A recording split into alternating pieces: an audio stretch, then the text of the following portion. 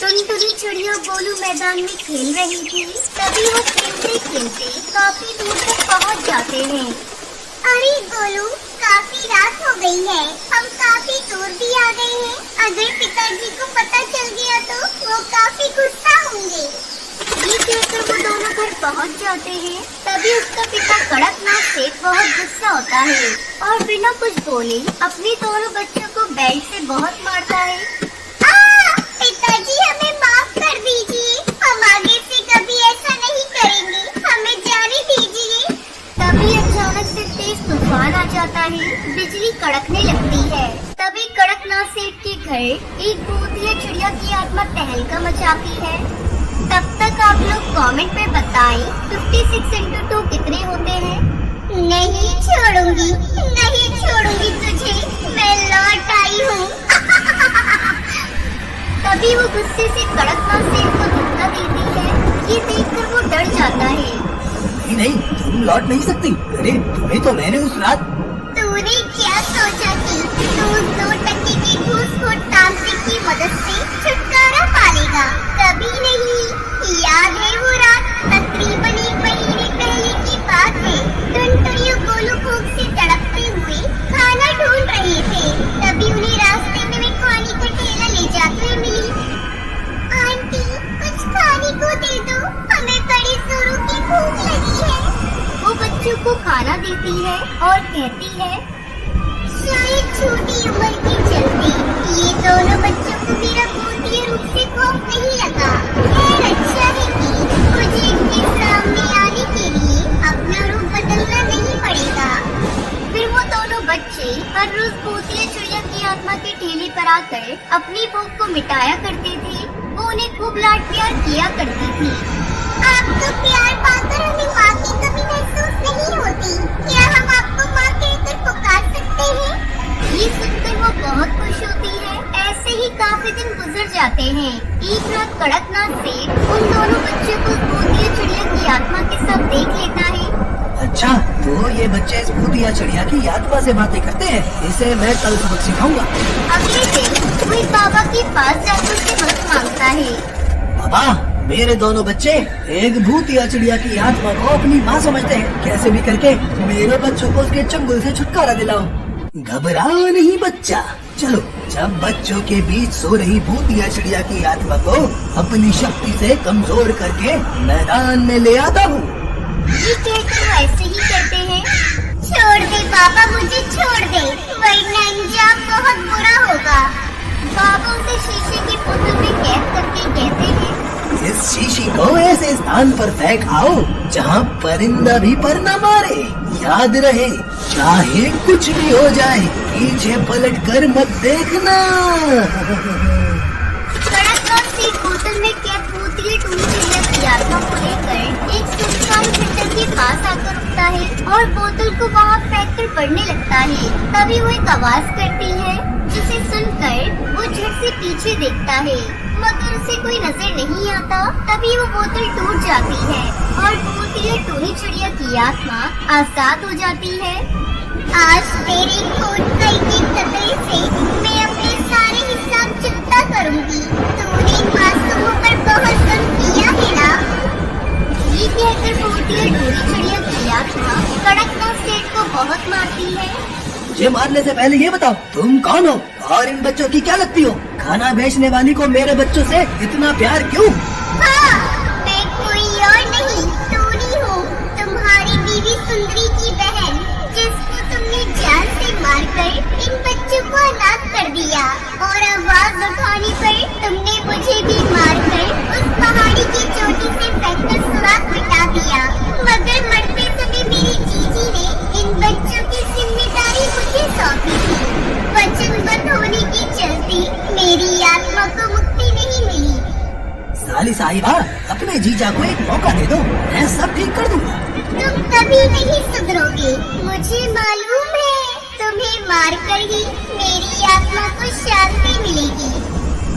वो उसे मारकर अपना बदला पूरा करती है। किसी भी हाल में बच्चों को ये भनक नहीं लगनी चाहिए कि जिन्हें वो अब तक अपनी माँ समझते रहे हैं, वो उनकी मौसी है।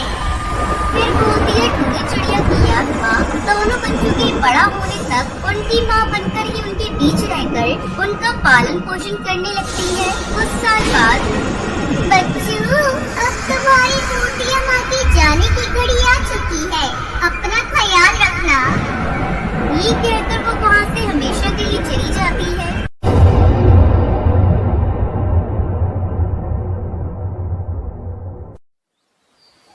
रामपुर गांव में रहने वाले सभी पक्षी मुर्गी के अंडे बेचकर अपना गुजारा किया करते थे। उसी गांव में कालू कौआ अपने परिवार के साथ रहता था। उसने घर पर ढेर सारी मुर्गियां पाल रखी थी। वो रोज उन मुर्गियों के अंडे लेकर शहर में बेचने जाता। इसी तरह एक दिन कालू अंडे लेकर जा रहा था। तभी रास्ते में एक भूतिया टूनी चिड़िया की आत्मा की नजर उस पर पड़ती है। वो पेड़ पर उल्टी लटक कर उसकी टोकरी से ढेर सारे अंडे चुरा लेती है। दूसरी तरफ शहर पहुंचने के बाद अपनी टोकरी से अंडे गायब देखकर कालू बड़ा हैरान हो जाता है। अरे मेरे आधे से ज्यादा अंडे कहाँ चले गए? मैं तो टोकरी भर के अंडे लेकर आया था। अब मैं क्या करूँ? मेरा तो बहुत नुकसान हो जाएगा। लेकिन अगले दिन से रोज वो कालू के अंडे चुराना शुरू कर देती है। फिर परेशान होकर कालू ये बात अपने दोस्तों को बताता है। पिछले कुछ दिनों से पता नहीं कैसे मेरी टोकरी के अंडे गायब हो जाते हैं। मेरी तो कुछ समझ में ही नहीं आ रहा। तब तक आप लोग कमेंट में बताएं 34 into 5 कितने होते हैं? अरे कालू, हमारा भी यही हाल है। हम भी जब शहर की ओर अंडे लेकर जाते हैं तो रास्ते में पता नहीं कैसे हमारी टोकरी से भी अंडे चोरी हो जाते हैं। लेकिन इस बारे में हमें कुछ न कुछ तो करना ही होगा। कल से हम सब एक साथ अंडे लेकर शहर जाएंगे और एक पक्षी पीछे चलते हुए हम सब पर नजर रखेगा। फिर अगले दिन इसी तरह कालू अपने दोस्तों के साथ टोकरी में अंडे लेकर शहर की ओर चल देता है। दूसरी तरफ हरी तोता उन पर नजर रखता है। जंगल के रास्ते पहुंचते ही भूतिया टूनी चिड़िया की आत्मा पेड़ पर उल्टी लटक कर टोकरी से अंडे चुराने लगती है। ये सब हरी तोता देख लेता है, लेकिन डर के मारे वो कुछ बोलता नहीं है। तभी आज भी हमारे अंडे गायब हो गए। अरे तुम तो हमारे पीछे चल रहे थे ना रास्ते में, तुमने कुछ देखा तो होगा ना?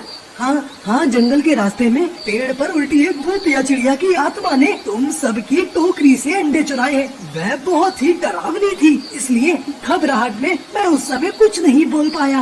उसकी बात सुनते ही सभी पक्षियों के हाथ पैर कांपने लगते हैं। अरे बाप रे, भूतिया चिड़िया की आत्मा हमारे अंडे चुरा रही है। अब हम क्या करें? हम उसका कुछ नहीं बिगाड़ सकते। अगर हमने उससे लड़ने की कोशिश की तो वो हम सबको मार कर खा जाएगी। हाँ तूने सही कहा, लेकिन शहर तक आने के लिए जंगल के अलावा और कोई रास्ता भी तो नहीं है। अगर हमें अंडे बेचना है तो हमें जंगल के रास्ते से आना ही पड़ेगा। लेकिन भूतिया टूनी चिड़िया की आत्मा के डर के कारण कुछ दिनों तक वो सभी पक्षी अंडे बेचने नहीं जाते। उस भूतिया चिड़िया की आत्मा के डर से हम अंडे बेचने नहीं जा पा रहे हैं। कुछ ही दिनों में हमारे सारे पैसे खत्म हो जाएंगे। हमें उस भूतिया चिड़िया की आत्मा से निपटने के लिए अपने गाँव के तांत्रिक से मदद लेनी होगी। फिर अगले दिन वो सभी पक्षी तांत्रिक के पास पहुंचकर उसे सारी बात बताते हैं। फिर अगले दिन वो सभी पक्षी टोकरी में अंडे लेकर शहर की ओर जाने लगते हैं। दूसरी तरफ तांत्रिक पीछे चलते हुए उन पक्षियों पर नजर रख रहा था।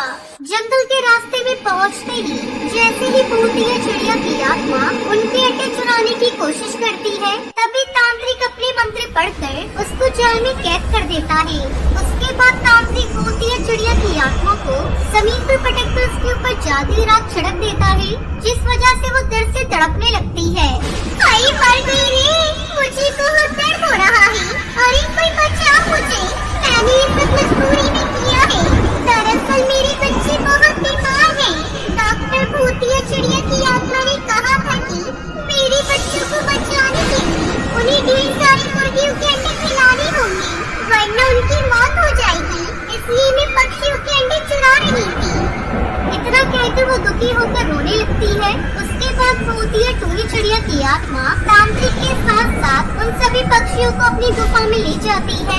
गुफा के अंदर उसके 2 बच्चे बीमार पड़े हुए थे। उनकी हालत देखकर कालू उसके दोस्तों को बहुत दुख होता है। अरे ये भूतिया चिड़िया की आत्मा तो बहुत परेशानी में है, हमें इसे नहीं मारना चाहिए। सुनो भूतिया चिड़िया की आत्मा, तुम्हें दुखी होने की कोई जरूरत नहीं है। जब तक तुम्हारे बच्चे पूरी तरह ठीक नहीं हो जाते, हम इन्हें रोज ढेर सारे अंडे खिलाया करेंगे। ये सुनकर वो बहुत खुश होती है। मेरी मदद करने के लिए तुम सबका बहुत बहुत शुक्रिया। फिर उस दिन से कालू उसके दोस्त भूतिया टूनी चिड़िया की आत्मा को रोज अंडे देना शुरू कर देते हैं। फिर कुछ दिनों के बाद भूतिया चिड़िया की आत्मा के बच्चे पूरी तरह ठीक हो जाते हैं। इस तरह सब ठीक हो जाता है और वो सभी पक्षी फिर से बिना किसी परेशानी के अंडे बेचने शहर जाने लगते हैं। रामपुर चलोगी क्या और कितने पैसे लोगी? देखिए साहब, वैसे तो 20 रुपए भाड़ा है, लेकिन रात का समय हो रहा है और ऊपर से मौसम भी खराब है, तो मैं आपसे 40 रुपए लूंगी।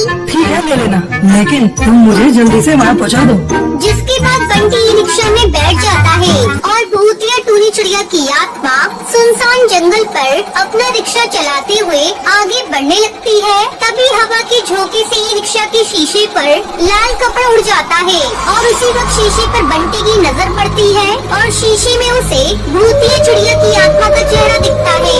उसे देखकर बंटी बहुत ज्यादा डर जाता है और हिम्मत करके बोलता है, तुम ये रिक्शा यहीं रोक दो, मुझे यहीं उतरना है। बंटी के इतना बोलते ही भूतिया टूनी चिड़िया की आत्मा अपने असली रूप में आ जाती है। अभी ये रिक्शा नहीं रुकेगा जब तक मैं नहीं चाहूंगी। ये कहकर भूतिया टूनी चिड़िया की आत्मा बंटी कबूतर को मार देती है। मेरे हाथों से कोई भी जिंदा नहीं बचेगा, मैं सभी पक्षियों को मार डालूंगी। अब ऐसे ही भूतिया टूनी चिड़िया की आत्मा अपने रिक्शे में बैठने वाली सवारियों को मारने लगती है। ऐसे ही कुछ दिन बीत जाते हैं और फिर एक रात दो दोस्त टुनटुनी और टुन्नू कार से घर जा रहे थे। तभी अचानक उनकी कार खराब हो जाती है, जिसके बाद वो सभी कार से उतरकर जंगल के किनारे खड़े होकर दूसरी गाड़ी के आने का इंतजार करने लगते हैं। यहाँ इस सुनसान जंगल पर कोई गाड़ी नहीं आने वाली, हमें पैदल ही चलना पड़ेगा। तभी टुन्नू को ई रिक्शा आते हुए दिखता है और वो बोलता है, वो देखो एक ई रिक्शा आ रहा है। जिसके बाद भूतिया टूनी चिड़िया की आत्मा अपना ई रिक्शा वहाँ आकर रोकती है और वो दोनों उसमें बैठ जाते हैं। यार बहुत टाइम बाद हम ई रिक्शा में बैठे हैं, तो क्यों ना एक सेल्फी हो जाए। गुड आइडिया टुन्नू, चलो सेल्फी लेते हैं। जिसके बाद टुन्नू अपना फोन निकाल कर कैमरा ऑन करता है, लेकिन गलती से उसका बैक कैमरा ऑन हो जाता है। लेकिन उसे रिक्शा चलाते हुए वो चिड़िया कैमरे में नहीं दिखती। ये देखकर टुन्नू डर जाता है। क्या हुआ? मैं तुम्हें कैमरे में नजर नहीं आई ना? इतना बोलते ही भूतिया टूनी चिड़िया की आत्मा अपने असली रूप में आ जाती है। अब तुम में से कोई भी जिंदा नहीं बचेगा, मरोगे, सबके सब मरोगे। लेकिन तुम हमें मारना क्यों चाहती हो, बताओ मुझे। पक्षी की शक्ल में तुम सब भेड़िए दरिंदे हो। इतनी खुश थी मैं अपनी जिंदगी में, लेकिन उन पक्षियों ने मेरी जिंदगी को बर्बाद कर दिया। मैं अपनी माँ बबली के साथ रहती थी। पिता के बाद घर की सारी जिम्मेदारी मेरे कंधों पर आ गई थी। मैं रात में ई रिक्शा चलाया करती थी। एक दिन की बात है, मैं सवारियों को छोड़कर अपने घर जा रही थी। तभी उस वक्त तेज बिजली कड़कती है और बारिश शुरू हो जाती है। तभी कालू हरी तोता नशे में कुछ मेरे पास आए और मुझसे कहने लगी, ये चिड़िया रिक्शा खाली है क्या? हमें अपने घर जाना है। खाली तो है साहब, लेकिन मैं नहीं जा सकती क्योंकि मैं अपने घर जा रही हूँ। ऐसे कैसे नहीं लेकर जाएगी, मैं देखता हूँ। इतना बोलकर कालू उसके साथ बदतमीजी करने लगता है। छोड़ दो मुझे, मैं तुम्हारे आगे हाथ जोड़ती हूँ, मुझे मेरे घर जाने दो। घर पर मेरी माँ मेरा इंतजार कर रही होगी। अरे तूने मना करके बहुत बड़ी गलती की है, इसलिए हम तुझे कहीं का नहीं छोड़ेंगे। जिसके बाद उन दोनों ने मुझे मार दिया और तभी से मेरी आत्मा यहाँ भटक रही है और मैं ई रिक्शा चलाकर पक्षियों को मारकर अपनी मौत का बदला ले रही हूँ। मैं मानती हूँ तुम्हारे साथ बहुत बुरा हुआ, लेकिन तुम उन बुरे पक्षियों की सजा अच्छे पक्षियों को मारकर क्यों दे रही हो? ये कहाँ का कानून है? अब तुम यहाँ से चली जाओ। टुनटुनी की बात सुनकर भूतिया टूनी चिड़िया की आत्मा को अपनी गलती का एहसास हो जाता है। शायद तुम सही कहती हो, मैं अपने बदले की भावना में आकर बहुत से बेगुनाह पक्षियों को मार चुकी हूँ, लेकिन अब मैं यहाँ किसी को नहीं मारूंगी और यहाँ से हमेशा हमेशा के लिए चली जाऊंगी। ये कहकर भूतिया टूनी चिड़िया की आत्मा वहाँ से चली जाती है।